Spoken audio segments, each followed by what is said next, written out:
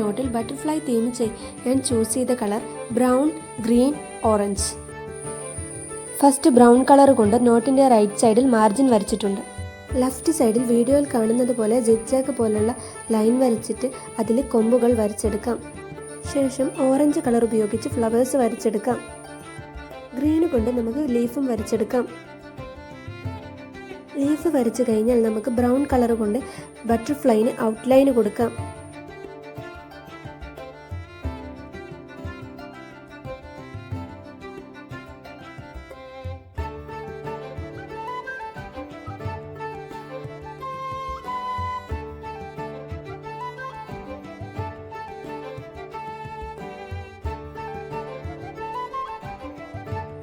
ശേഷം ബട്ടർഫ്ലൈക്ക് orange colour കൊടുക്കാം. Parents വരുന്ന ഭാഗത്ത് ബ്രൗൺ കളർ കൊണ്ട് ഫില്ല് ചെയ്യാം. ഇതേപോലെ മുകൾ ഭാഗത്ത് മറ്റൊരു ബട്ടർഫ്ലൈയും കൂടെ വരച്ചെടുക്കാം. ശേഷം നെയിമും മറ്റു ഡീറ്റെയിൽസും എഴുതാനുള്ള ലൈന് വരച്ചെടുക്കാം.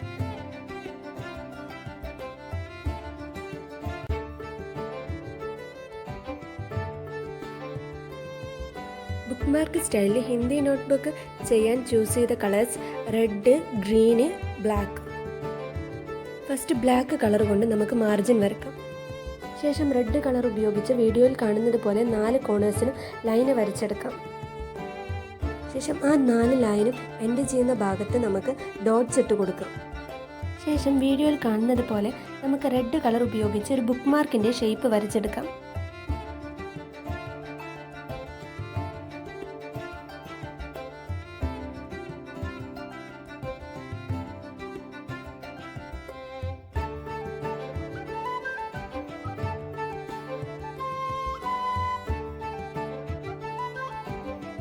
ശേഷം റെഡ് കളർ കൊണ്ട് തന്നെ ബുക്ക് മാർക്കിൻ്റെ 2 സൈഡിലും ഫ്ലവേഴ്സ് വരച്ചെടുക്കാം.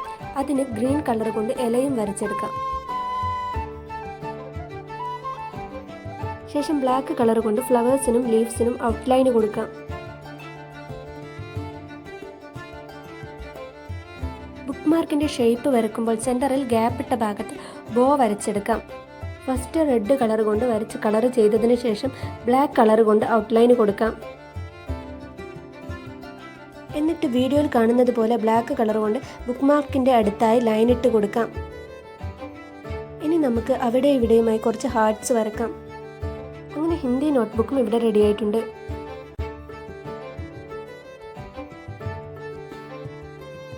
ഇപ്പോൾ ഫ്ലോറൽ തീമിൽ ഇംഗ്ലീഷിലെ നോട്ട് ചെയ്യാൻ ചൂസ് ചെയ്ത കളർ ബ്രൗൺ, ഗ്രീൻ, യെല്ലോ.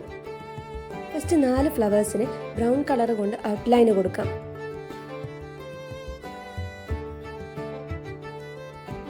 ഇനി ഫ്ലവേഴ്സിൻ്റെ ഫിനിഷിങ്ങിന് വേണ്ടി കൊമ്പുകളും എക്സ്ട്രാ പൂക്കളും വരച്ചു കൊടുക്കാം.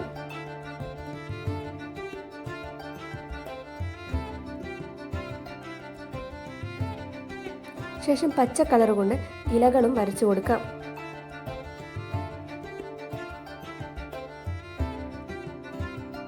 ഇനി പൂക്കൾക്കൊക്കെ മഞ്ഞ കളർ കൊടുക്കാം. ബ്രൗൺ കളർ കൊണ്ട് പൂവിൻ്റെ നടുവിലായി പൂമ്പൊടിയും കൂടെ വരച്ചു കൊടുക്കാം. വീഡിയോയിൽ കാണുന്നത് പോലെ നടു ഒഴിവാക്കി 2 സൈഡിലും ലൈന് വരച്ചെടുക്കാം, മേലെയും താഴെയുമായി.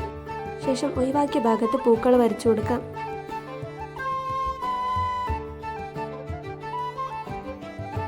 ശേഷം നോട്ടിൻ്റെ റൈറ്റ് സൈഡിലായി സിഗ്സാഗ് പോലെ ലൈന് വരച്ച് അതിൽ കൊമ്പുകൾ വരച്ചെടുക്കാം. ശേഷം കൊമ്പുകളിൽ ചെറിയ പൂക്കൾ വരച്ചെടുക്കാം. ഇലകളും വരച്ചെടുക്കാം. മുമ്പത്തെ പോലെ തന്നെ മഞ്ഞ കളർ കൊടുക്കാം. ഇലകൾക്കൊക്കെ പച്ച കളറും കൊടുക്കാം. ഇനി നെയിമും മറ്റു ഡീറ്റെയിൽസും എഴുതാനുള്ള ലൈന് വരച്ചെടുക്കാം. ശേഷം സബ്ജക്റ്റിൻ്റെ പേര് എഴുതാൻ 2 സൈഡിലും ലൈന് വരച്ച് സെൻറ്ററിൽ ഹാർട്ട് വരക്കാം.